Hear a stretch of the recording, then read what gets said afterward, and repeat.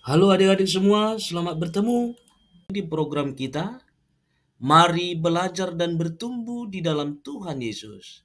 Semoga program ini bermanfaat untuk adik-adik sekalian dalam bertumbuh menjadi anak-anak Tuhan yang tangkas, cerdas, kuat, serta hebat.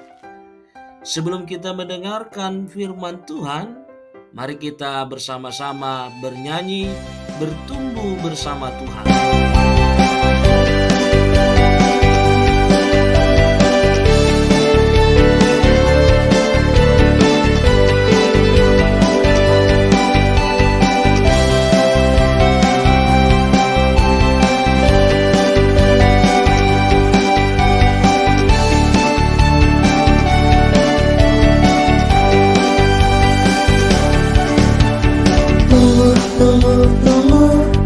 Tumbuh bersama Tuhan.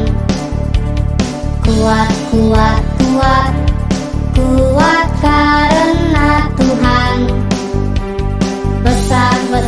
Besar, imanku semakin besar. Karena sekarang aku jadi anak Tuhan.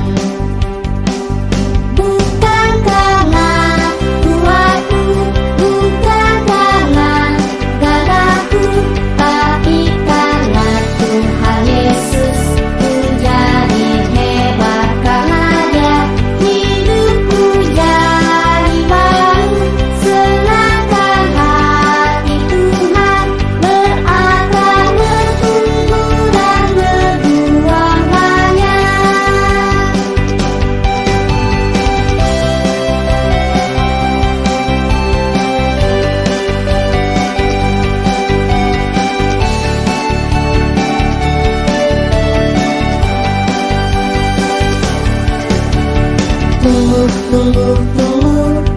Tumbuh bersama Tuhan. Kuat karena Tuhan. Besar, imanku semakin besar. Karena sekarang aku jadi anak Tuhan. Bukan karena kuatku, bukan karena gagahku, tapi karena Tuhan Yesus. Ku jadi hebat karena Dia. Hidupku jadi baru, senangkan hati Tuhan. Berakar, bertumbuh dan berbuah banyak. Bukan karena kuatku, bukan karena gagahku, tapi karena Tuhan Yesus. Ku jadi hebat karena Dia. Hidupku jadi baru, senangkan hati Tuhan. Berakar, bertumbuh dan berbuah banyak. Berakar, bertumbuh dan berbuah banyak. Selamat hari Minggu adik-adik. Semua masih setia mendengar firman Tuhan kan? Pastinya dong. Kita awali dengan berdoa yuk. Terpujilah Engkau ya Yesus Kristus, teladan setia manusia di tengah dunia. Ajar kami mengetahui maksud firman-Mu, sehingga kami menjadi pengikut-Mu yang setia. Amin. Hari ini kita mendengar kisah Ayub yang diberkati oleh Allah karena kesetiaannya kepada Tuhan, yakni dari kitab Ayub pasal 42 ayat 12 sampai ayat yang ke-15.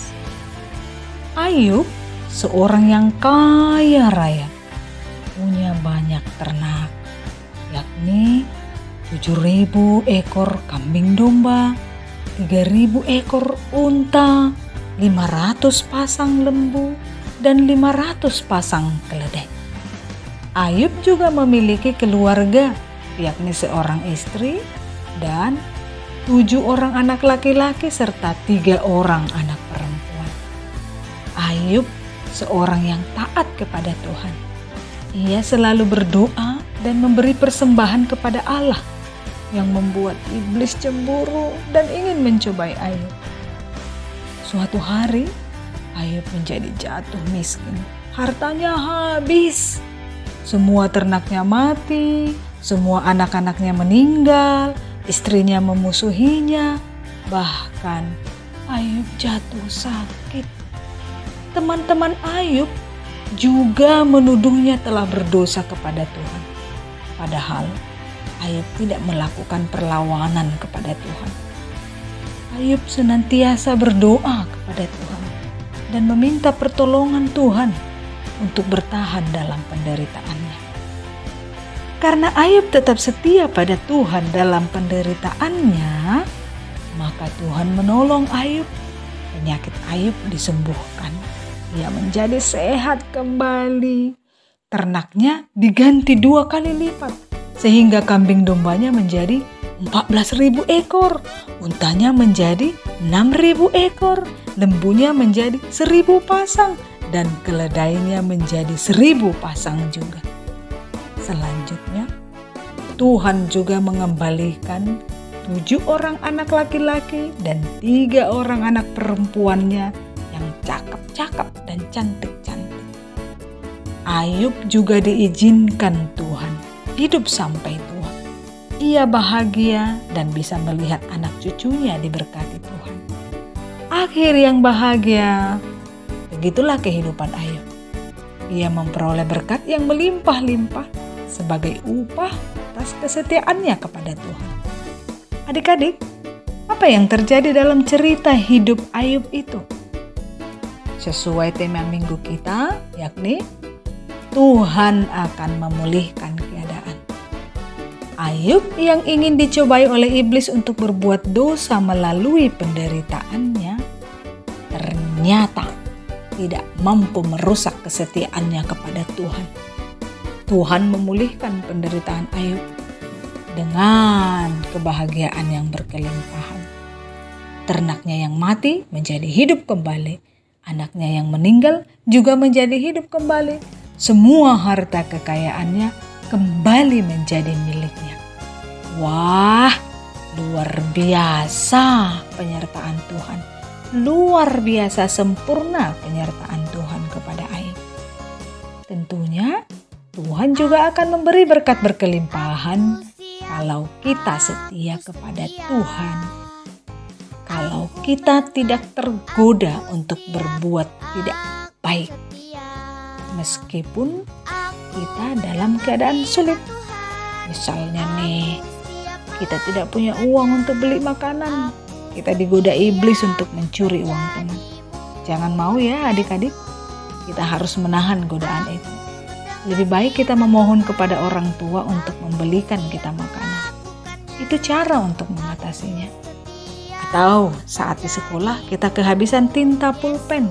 Tidak ada lagi pulpen. Lalu kita digoda oleh iblis untuk mencuri pulpen teman. Jangan mau ya adik-adik. Kita harus menahan godaan itu. Lebih baik kita membeli pulpen yang baru, atau jika belum punya uang, kita meminjam punya teman. Menunggu kita meminta kepada orang tua untuk dibelikan pulpen baru.